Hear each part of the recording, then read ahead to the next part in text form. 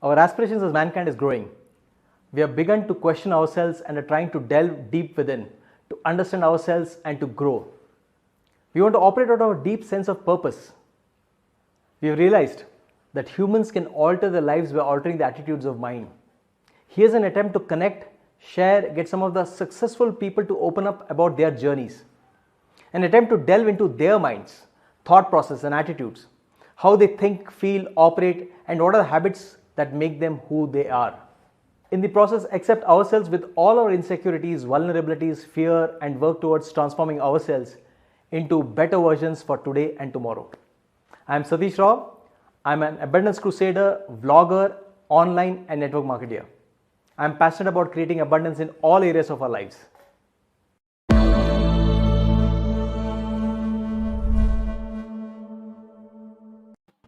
Hi everyone, very happy to have Mr. Srinivasan today on the Abundance Show. Welcome Srinivas. Thank you, Satish. So I'll just give you a brief introduction to Srinivasan.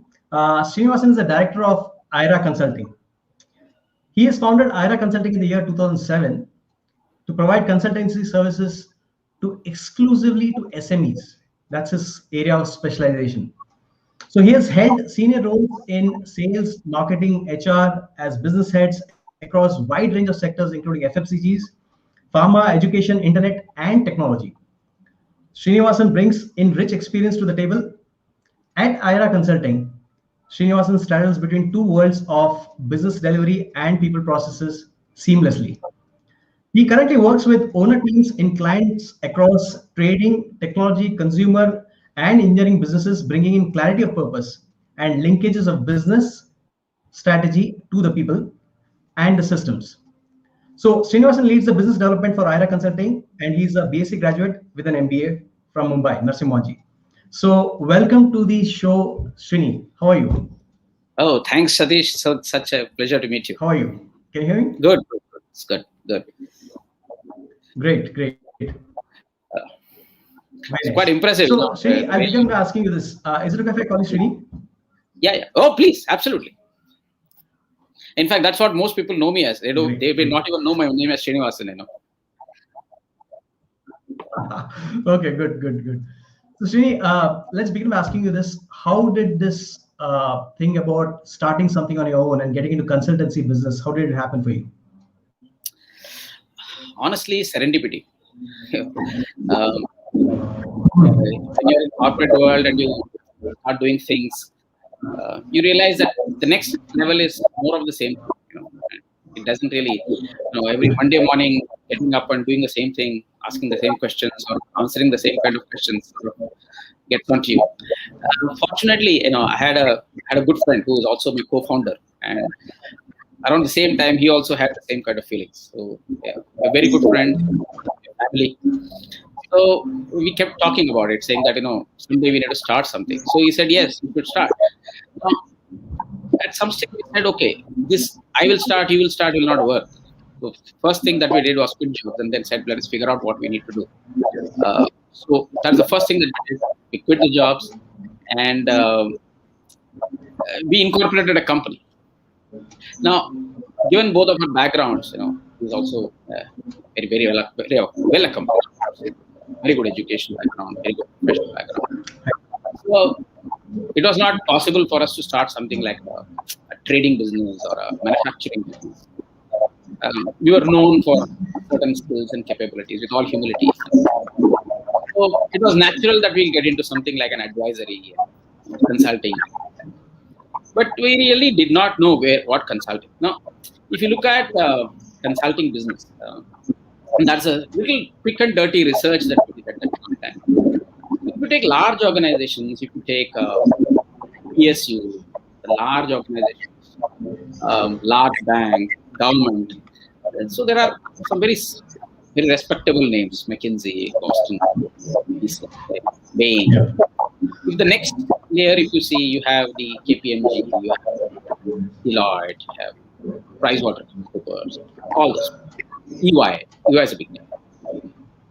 But if you go sub 500 crore, and the family businesses, there really is not much consulting help available. Although sometimes this mid-tier people go, And if you go down further, if you go around to 100 crore kind of companies, there really is no consulting help available. Now, what happens in that kind of scenario is there are businesses and there are consultants available, and I would name them as good Samaritans. So there are people who have retired from large organizations and really want to do some good things. So they know some people. So some people know them, saying that, sir, why don't you come and advise us? So they are available in advisory position in the name of consulting.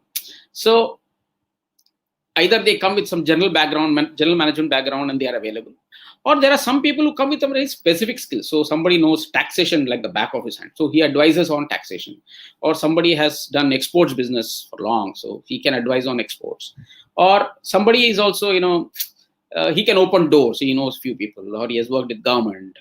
So they come with very specific skills. But when we started meeting some people, now we did some very crazy things to meet people. We went and met some industry associations. We went and met some banks and said, oh, do you have a SME portfolio? And can we meet some of those people? So we went across and tried to figure out what's happening there. And we realized that there is not much of consulting help available at that stage. And the economy was doing well. SMEs were looking at, this is about 2006-07. Economy was doing well. So before the 2008 crash, all that stuff happened, but somehow India got through better. And the SMEs were still sort of looking forward to doing things and all that stuff. So we went to industrial clusters. We went to Thane Belapur Road. We went to Bagle State. We went to Vasai, trying to figure out. And that's where we realized there's a huge class of people available. Either they are family owned. If you look at typically the SMEs also, they are either a single man or a single family or a group of friends kind of startups. That's how they are all, 2 partners, 3 partners. So they all needed help. So they were reaching what we call as an inflection point. And after that, they are not growing. That is where we said possibly our capabilities, our past, assistance could help. But we were quite surprised. It was not a cakewalk, because the stereotype of an SME owner is, very. If you think of an SME, they say lala wala company hai, tupi pehenta hai, dhuti pehenta hai. That's a kind of imagery that people. It's not true. Today, SME owners are very well educated. A lot of them are much better educated. They are very articulate. They're very clear what they want to do with life. Very clear what they want to do. They are second generation. Some of our customers are, from Ivy League kind of education, masters, PhDs, but they still need, consulting help. And they're so humble to accept that they need consulting help. And they say, yes, this is something that you will need to go to the next level.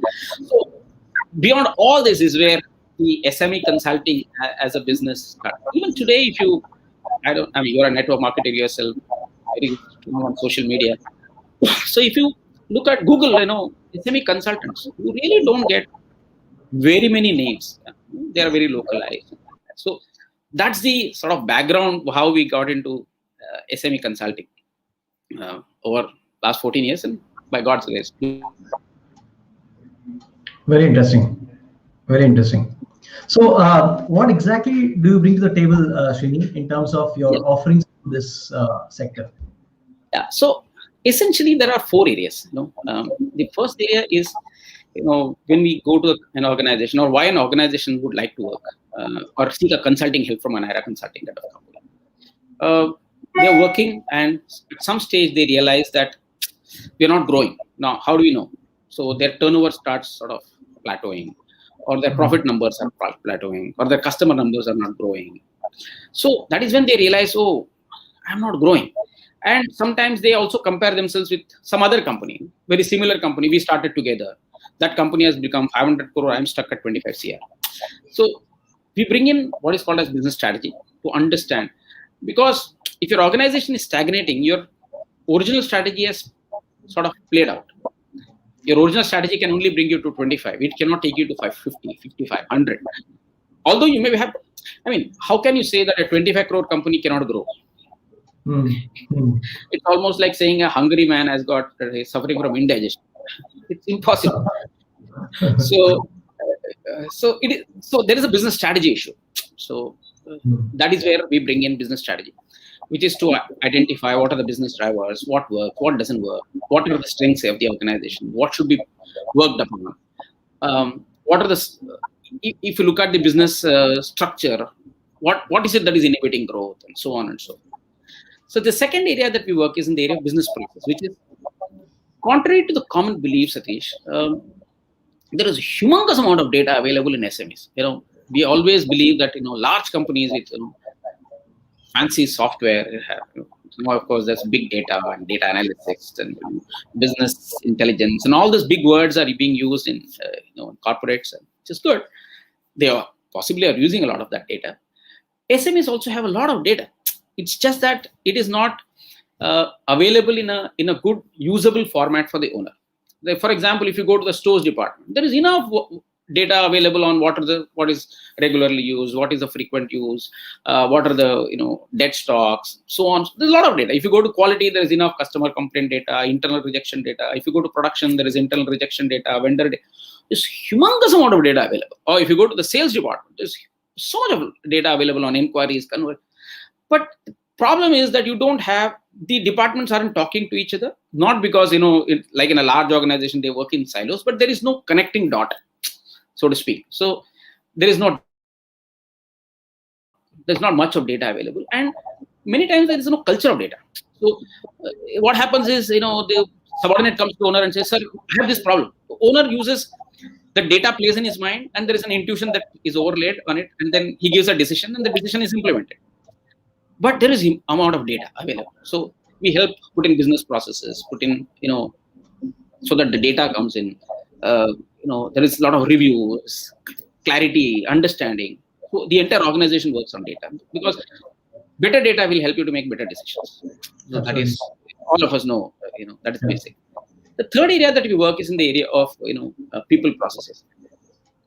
SMEs run their companies with their heart, which is good.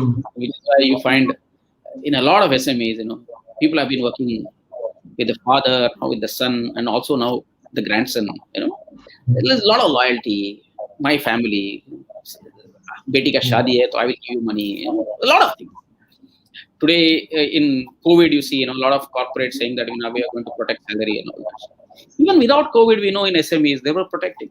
Somebody dies, you provide money to the person, you take care of education. There are a lot of people who have put in a lot of social, structures to help. Far bigger than the size, far bigger than the size. So, but you can't run the organization like that when you start growing. How you can run a 20 crore organization, every person, the family, acha tumhara bachcha kya kar raha hai, and kind of stuff, kind of discussion happens. When you're a 500 crore company, that is not possible. Some recruitments you may not even be part of. So you need to have a good sales, good people, people processes, good in an organization structure, policies. Many times, there are a lot of changes in the government policies, and you need to have those kind of policies. For example, if you have X number of women employees, you need to have something related to sexual harassment, all that stuff. So we need to help them put that. So many times the organizations are not registered with B.Sc. We need to help them to understand the implications of all that. So in those processes, training methodologies, things like that. The last, of course, is is in the area of sales and marketing, because the growth will come out of sales and marketing. Absolutely. If I make a good product, doesn't mean customer is going to come to my doorstep. I need to go to his doorstep. And she has a choice whether she wants to buy from me or not. So therefore, I need to have a sales and marketing program. So largely SMEs work on what we have defined it as reactive sales and marketing. An inquiry comes and I will respond. I need to generate inquiry. Or I need to look at the data and say, based on this is the kind of inquiries I should say that these are the kind of people where my conversions are better. These are the kind of organization where my price is better. So there is a lot of intelligence sitting there, and we help them put those programs in place. And so those are the 4 areas. But the key thing is in SMEs, that is what we have found, is it is not diagnostics and solutions. By the way, we have created a lot of proprietary methodologies for diagnostics. You can't use what we all learn in MBA schools for diagnostics. So we have to put in new methodologies, because there is a cultural context to any organization. So you need to include that when you're doing the diagnostics. So the most important part of the delivery is what we call as a rubber meets the road, which is the implementation. So if you say, change the organization structure to this, you must be willing to help the organization move to a new organization structure. We are just doing a client who is into capital equipment when we are undergoing some fundamental organizational change. And we are working with the people, and some people are saying, sir, no, I was doing that work. Now I should do it. No, don't do that work. Do this work. So there is a lot of change, and you need to help the organization, shepherd the organization to the change, work with the owner, work with the teams. So implementation is a very key thing. By implementation, I'm saying hand-holding the team so that the transformation comes, which is why our projects are long, 1 year, 1.5 years, 2 years. Yeah. With a client we are working with for the last 7th year now.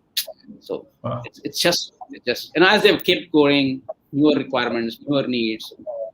So that's possibly the differentiator why clients sort of prefer us. Very nice. I think you're filling in a gap for that segment of people who are actually not being looked after in terms of an external help. And also, for me, also having suffered in 2 businesses, my 2 earlier businesses, I realized the importance of consultants, where we had some amazing consultants that we used to work for in the sales and marketing area for my previous 2 businesses. And the kind of value that they added and brought to the table was amazing, because what happens is that they bring an outsider's perspective, number one, and also their experience might be very deep rooted in terms of the expertise that we really need for making the business a success. And in all fairness, in any business, if you have partners, your expertise might be limited to the certain roles that you play. Whereas there is an external consultant coming in who can look at things in a perspective of overall perspective, keeping all the functions in mind and looking at how they can add value. It makes a huge difference to us. Absolutely. In fact, one additional point, Satish, is many times we are able to bring in a cross industry. So we have used a trading company's model for a chemical manufacturing organization. So if you use some services business, you use an engineering industry saying that, oh, this is something that we did, but fits in here. If you are a service guy, you may not see the connect, but outside we are able to synthesize that knowledge and bring in that value to the client. So not just looking at it holistically, but also cross industry, saying this is something that can work for you. So that possibly adds value. Very interesting. Good. So Srini, can you share any interesting case studies that you can share without looking at, you should not hinder with your confidentiality issues that you have, anything that you can share with our audience? No, absolutely. Even if I tell you the name, you may not know, because they're all small organizations. They are not organizations which are listed and so on and so forth. But to be honest, every assignment for us has been a huge opportunity to learn ourselves. We have learned so much in the last 15 years of our existence. I'll give you 2 case studies. One case study would be where we had a company which had a trading business, a service business, and a small manufacturing business. Right? Now, when we started, there were about 23, 24 people, and about 10, 12 crore kind of an organization. But just about head above water, because they were very heavily invested, heavily selling the trading, focus on the trading. They were trading in equipment. When we entered, we analyzed everything. We realized that the equipment trading is a large volume, but very low value. Whereas the service business is a very high value, but very low volume business, and was sort of chugging along. It was really not catching the owner's attention as much. Over a series of meetings, we helped them understand that this is different. The equipment trading will always be dog eat dog war. You start tomorrow, I will start. Things will happen like this. But the service is a very big strategic change that we can bring in. Over 2.5 years, we helped them move from a pure trading company to a service and a trading company. We helped them recruit better people and so on and so forth. So much so that the organization became, I would say, reasonably profitable from where they were. They didn't have cash flow issues and so on and so forth. And over a period of time, they split the equipment business and the service business. And they added one more service line. Apart from service, they also added training, which is another service, which is a higher value added service. So that was a beautiful, but most importantly in all this, the team became 65 people. So somewhere along the line, we helped them add 40 new people. And they are not the kind of IITs and they were all normal from smaller institutions, people with smaller expectations in life. Some people coming from rural areas to place like Mumbai and working for a reasonably large organization, very professional place.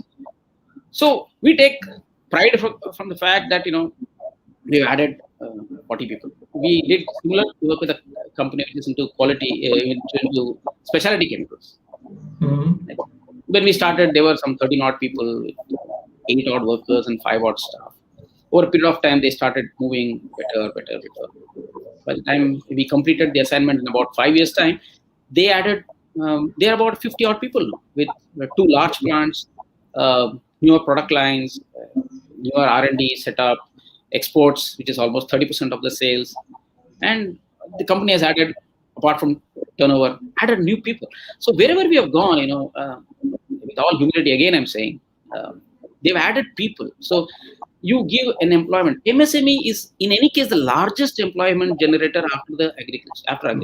That is known. But if you keep adding better and better quality people, somewhere along the line, you sleep better, say, okay, you added something to this organization. You added a breadwinner in a family.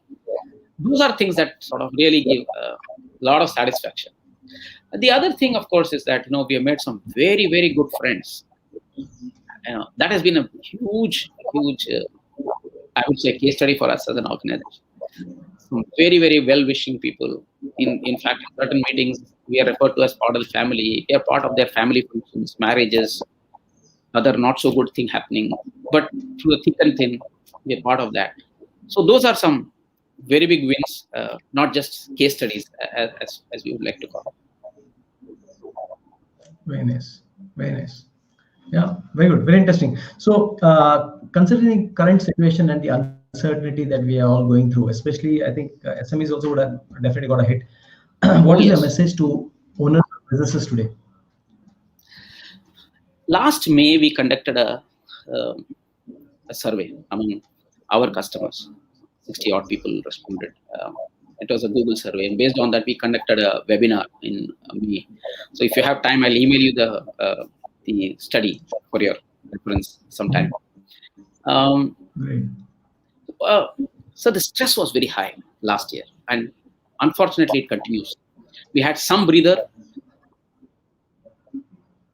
We saw the specialty chemicals industries doing well. We saw some of these services businesses doing well, but the engineering businesses, the transportation business, the logistics businesses, the infrastructure businesses, we can see they collapsed. The equipment businesses, they all collapsed. What kind of collapse? Some organizations said, our order book is sort of vanishing. Customers who said that I will place order in April is locked down, and they've said, no orders now. I don't know. So there was a lot of uncertainty, and a lot of committed things did not happen.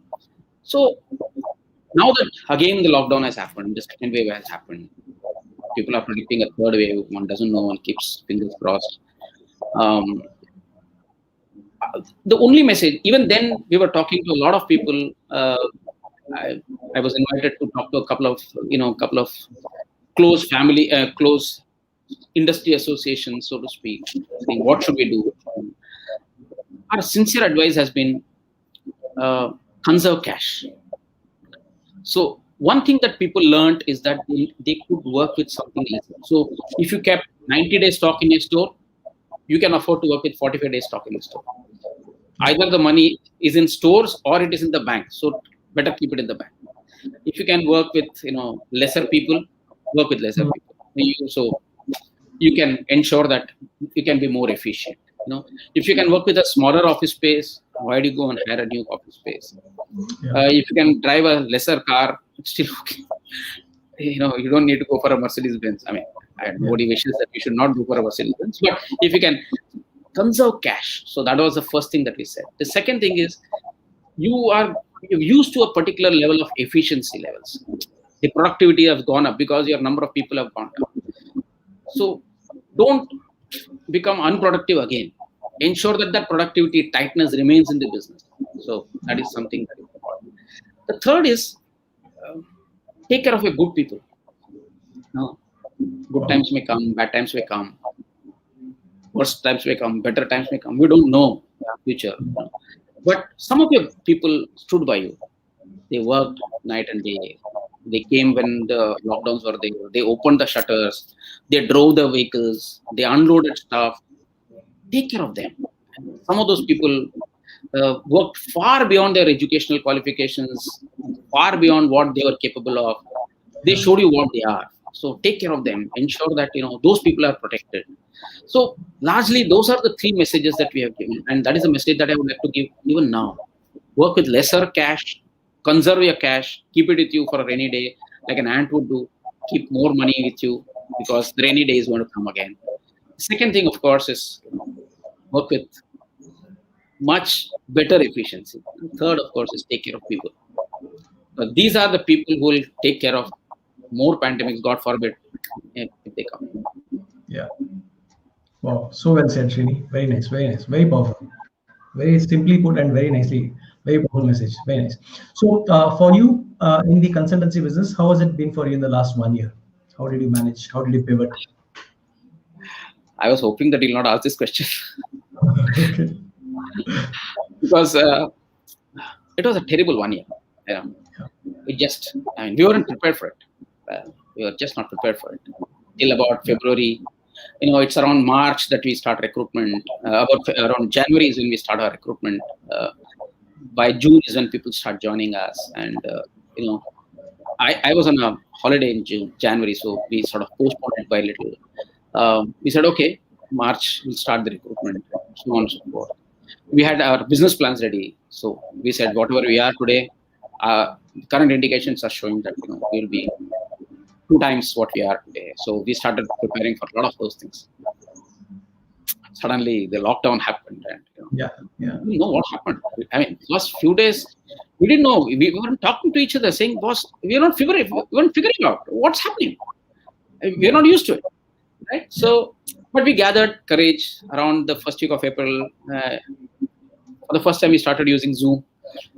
We didn't know what a Zoom. So some of our younger team members said, "Sir, this is what it is. This is how you use Zoom." So somebody said, handheld us, and we use Zoom for meetings. And then we said, "Oh, we have 2 choices. One is just hope something will happen or do something about it." So that is when we said, "Okay, let's see what we can do." So, and we got hurt very, very badly, and I can assure you that any lesser organization would have crumbled. I'm not saying we're a great organization, but our organization is good because of 2 things that sort of stood by us in that tough time. One, and I want to use this show for you to tell our people, tell anybody, in any person who is seeing this. One is, our team stood by us. At this time, there are people who said, "So what, boss? So we said, let us do a survey." Oh, fine. Next day, the survey questionnaire was ready. Day after tomorrow, this was ready. Somebody is talking to somebody. Somebody's talking to somebody. This is happening. That is happening. And at some stage, we had to talk to people and say, things aren't good. I don't know. I mean, whether we'll be able to pay the salaries and things like that. So somebody said, "So what? We can always postpone." Yeah. So, you always hear this, this cliche saying, shoulder to the wheel. And for the first time, we saw shoulder to the wheel. We saw all the shoulders on the wheel and said, "So what? We'll all push." It's as much our problem as much as it is. I mean, it is not your problem alone. It's our problem. And let us face it together. So the team showed tremendous amount of character at that point in time, tremendous amount of capability. Everybody said, "So what? We'll beat this." Right? And some of the senior people came and said, "I mean, we'll manage, boss. It's okay." People came and said, "Let's postpone the salaries. We'll take less now. We know the billing is affected, but so what? We'll take less salary." So that gave us tremendous confidence to say, "Fine. So we are all in it together, right?" So that feeling was tremendous. It's very empowering, very powerful to say that, okay, we'll live another day. The second point was, the way our customers support us. I can say with a lot of pride, not one customer left us. Not one customer. So whatever work that we could do online, they said, "Okay, continue the work," and the billing was happening. Whatever little billing was happening, Some people are out. I mean, they had no work, so no work. But there were a lot of people who said, "Don't worry, we'll be there." We didn't lose any business. Nice. So those two things, a good team, a team which said, "We believe in this proposition and we want to work." So we have seen bad days. The customers, the way they came across and supported us. Some of them gave us new assignments saying that, "Why don't you do this also for us?" So that helped us to see today. And today, if I'm happily talking to you, saying that, okay, I'm looking forward to a better year, that's also because these two pillars of our business stood by us in those days. If one of them had crumpled, we were near. Very nice, very nice. I think it also proves and shows the kind of values that you bring to the table in terms of leadership, in terms of how you deal with the customer, because that's what shows up at the time of crisis. They also respond back, keeping all those background information with them, and that's how you have groomed your team as well. So it's hats off to you. Good going. Nice, great to hear that, Srini. So some of our people, senior people also came back and said, "No, chief, manage it. Don't worry." So it's a unique culture that pervaded the organization at that point in time. And my founder, Mr. Kulkarni, and I, we keep talking about building a unique culture, but we saw culture in play. True. Very satisfying that time. Sorry, I interjected you. No worries. So what's the plan going forward for IRA Consulting? So we have been working on a few things as we go along. So now, as we look forward, so there are three things that we are working on. Specific three things. One is that today, having been in the business for 15 years, and I said some of the customers have been with us for long, so they have started pushing us for additional services. So we are moving into adjacent areas. So one area that we are moving in is create our own ERP. We don't want to invest in ours. I mean, we have tied up with an organization which is very well known in IRP, but again, very small organization, extremely high capability. So the logical end of a business process is a good ERP. With no malice to anybody, I want to say ERP companies get it reverse. They do the ERP and discover the process, which is where the implementation problem starts. We said, no, that is not a good route. In fact, client after client who have gone across and implemented an ERP without a process, they've all shut down the ERP and then work on Excel sheets. So we said, no, the trend is different. We come in as people who understand business processes and then advise the ERP as to what it should do, what should be automated. So we've got into that, and that is the next step. So we are launching our own ERP. By mid of June, it should be going live. It's a cloud-based ERP. The second is, we are getting into the finance area. We have tied up with a very well-known chartered accountant firm, but which is also focused on SMEs. So capital structuring, getting funding, whether it is debt or equity, syndication. Many SMEs also at a point in time say, "Oh, I want to sell off because I don't have a second generation who is looking for it, or I just want to sort of take away." So helping them to exit, doing mergers, acquisitions, helping them with land acquisition, capital assets, and so on and so forth. So we've tied up with somebody who's very specialized, but also focused on SMEs. So culturally, these two organizations are very similar to us. So there is a lot of mutual help and assistance that can come. So that is the next step. So we are adding adjacent services. That is one. The second is we've now started taking baby steps towards taking international orders, international assignments. So some work has happened. Some work has happened fortunately because of lockdown also. We got a little time to work on that. You normally do not get that kind of time, but we had this time.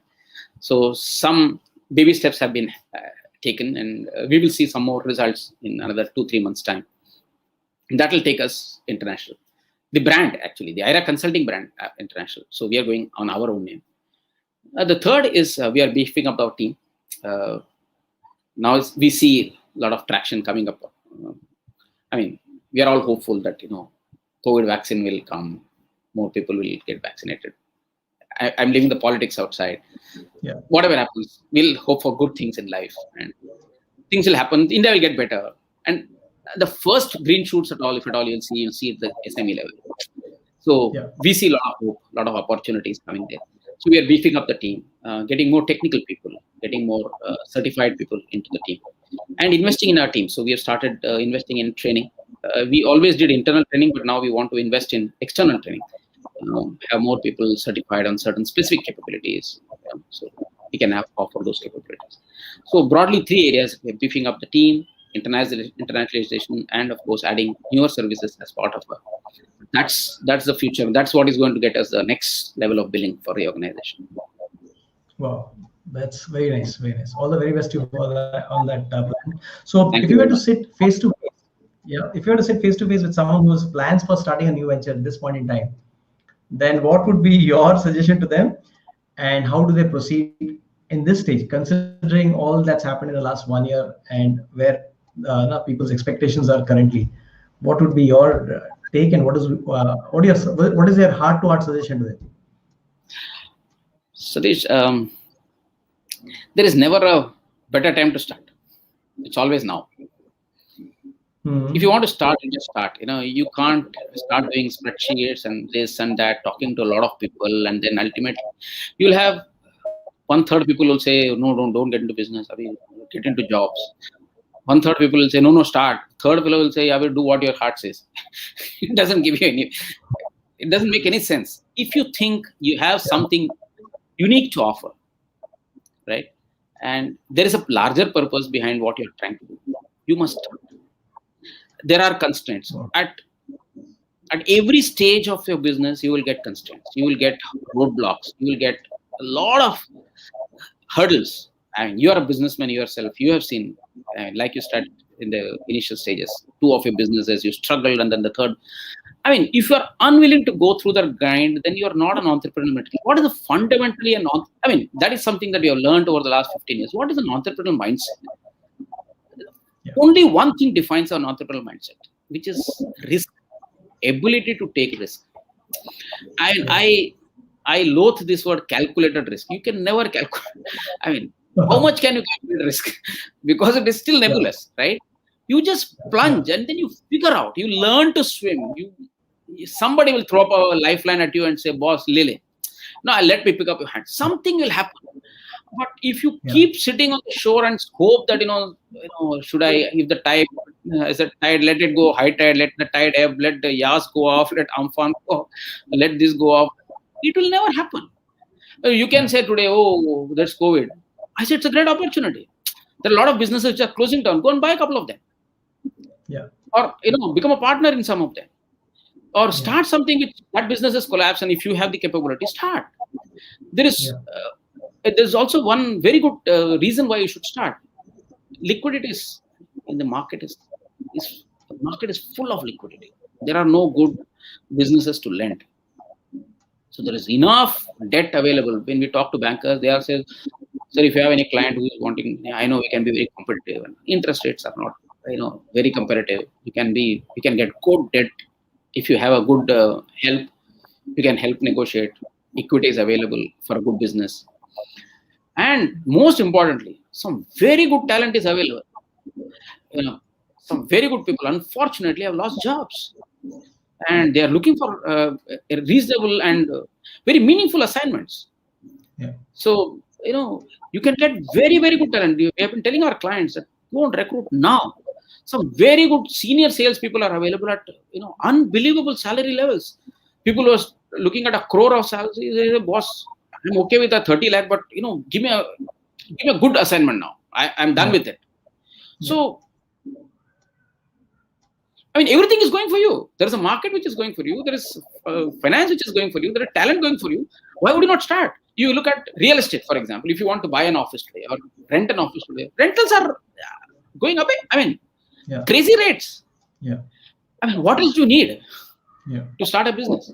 All that you need is a good proposition, a larger purpose, and that ability to take risk to say, boss, I am plunging, and burn the bridge. Don't tell your boss that I'm quitting. I'll take 6 months. If I don't, mera kursi khali rakhna. I'll come back and sit at the same place. No, burn the bridge and go ahead. I'm sure there will be success. And success is never a linear graph. All of us know that. Absolutely. You will reach a success, but it will always be, the graph will always be up and down, up and down, up and down. But somewhere you'll reach where you should reach, right? If you know that this is where I want to be. But if you keep saying that, every month, I'm very happy with my bank account being hit by, X thousand, X lakhs, X crores, and that is what I want, then this is not for you. So the entrepreneur and an employee are two different animals. Yeah. You can continue to be in an employment. See? Nothing wrong in it. All of us were there. Yeah. You were there. I was there. So there's no problem. I'm not saying that's wrong. But if you think that you want to start, switch off. I keep telling this. My colleague, quit a job where he was the CEO of a large organization. He just said, "Bas ho gaya yaar, kal se main aa raha hu." When I quit, when I said yes, we are joining. Interesting. I moved to a new place. I had just bought a new house. My wife was carrying my second child.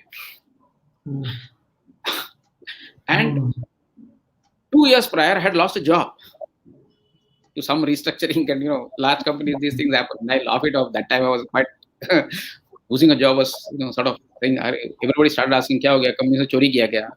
That's the kind of message. But today, a lot of people know losing jobs. Okay, we were also in startup, and the funding went off, and so on. So I laugh at it. My wife and I sit over a cup of tea, and we laugh at it. But so that was the worst time to start, right? So there is EMI going on, there is this going on, that going on, the child coming in. Worst thing, that guy leaves a lot. People said, "Boss, you are crazy to leave a job like that." He said, "Yes, I'm crazy." So what? So we started that business. So you can never time it. Don't go to an astrologer and waste your time. Yeah. Just start. This is the best time to start any business, according to us. Wow, so well said, Srini. That's very powerful. And in fact, I like that word of calculated risk.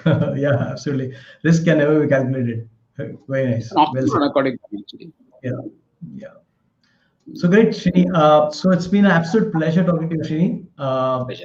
The points so succinctly you put it across, and it was very interesting, and very interesting always chatting up with you. All the very best to you at AIRA Consulting. Thanks, Satish. Do all your business through. Thank you. And if you need consulting, please call us. Perfectly. Sure. That's for sure. You can't stop a salesman from me, Absolutely. Sure. I know that. Yeah. Catch up with you. All the best. Thank you.